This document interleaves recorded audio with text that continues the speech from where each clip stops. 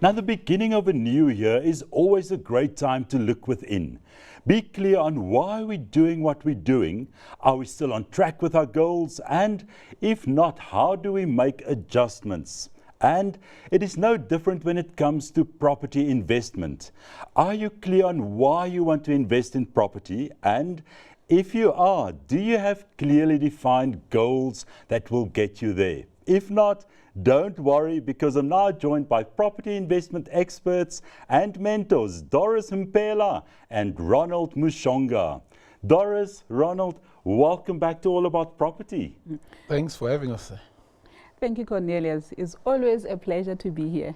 The property development world, they always talk about your big why, and that it's very important that you understand your big why to realize your goals.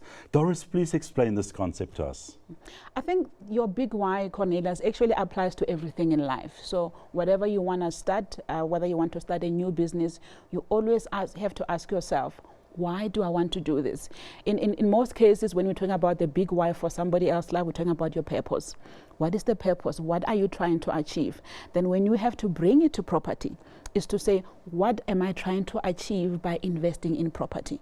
If you can define at the beginning of your journey why you want to invest in property, it's going to be your motivator. You know, so for some people, it might be to leave a legacy for the kids, and that means you actually have enough time to build your property portfolio.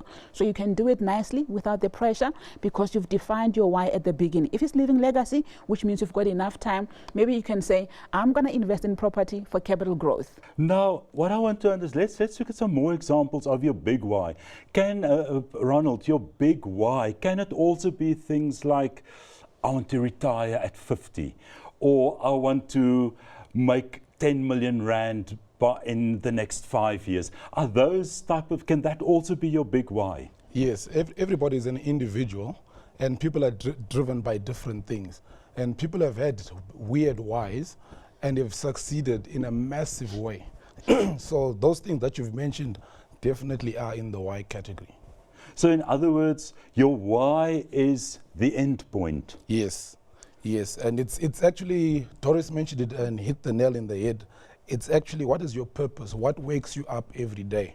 And there's no right or wrong here. No. Your why can be, I want to send my kids to a university in the UK. So for the next 10 years, I'm going to work towards that. Yes. Okay. Exactly. Once we understand our why, why we want to invest in property, I suppose that will also determine the property investment strategy that we're going to follow. That is correct. So you have to be very clear and specific about that strategy because it's got certain guidelines and there's certain things that you have to do consistently along the lines of that strategy.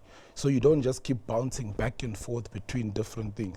So between different strategies. Exactly. So you want to maintain a focus. You want to maintain a focus on your strategy. Obviously, when you get more and more experienced, you can start manipulating and start having other different ways of mixing up different portfolios and different strategies as you get more and more experience.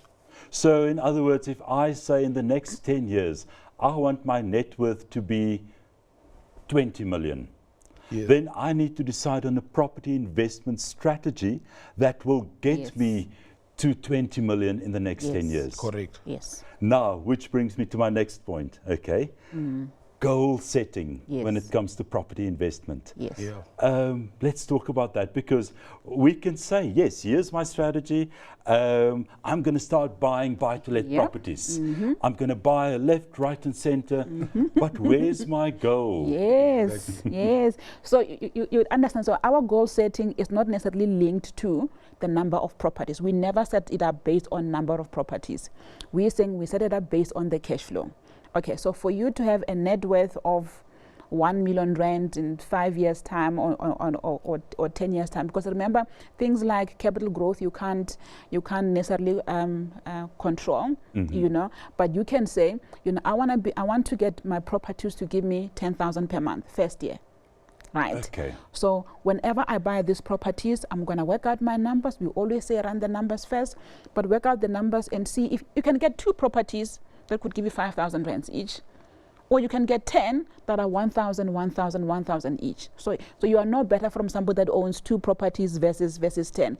So it's very important that you set up your goals financially, and then you can say, so am I building that net worth that I'm talking about? So we normally do short-term goals. So we do 6 to 3 years. You know, we help most of our mentees to set short-term goals because they are easily measurable. Now, Doris and Ronald, you guys are both mentors to property investment students. Yeah. Ronald, tell me, what are some of the goal-setting mistakes that you see the property investment students make? Yeah, I like to show them via an acronym called SMART.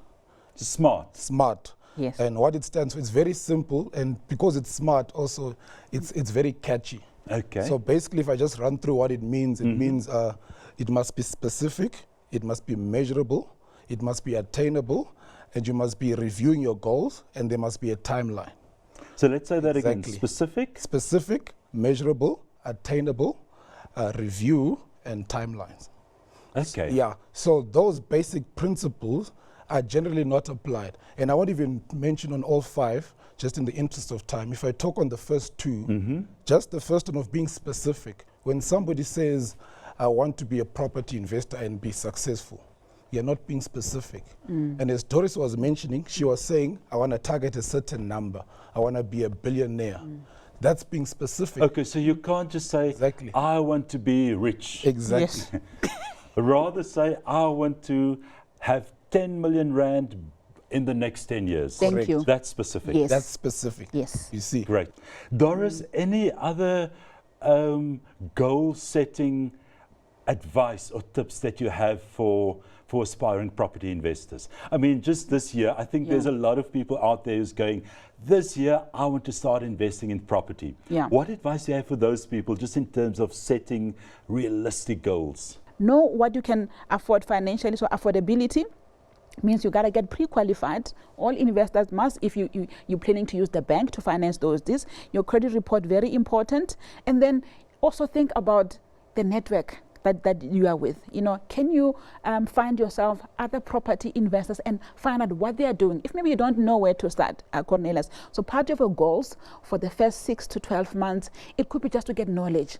To say, I want to hang around Cornelius, I want to hang around Ronald. What do I do? So goal setting means, and then you got to write them down. Ronald, just lastly from your side, any last piece of advice in terms of goal setting? In terms of goal setting, I would like to sum it up with 4 statements.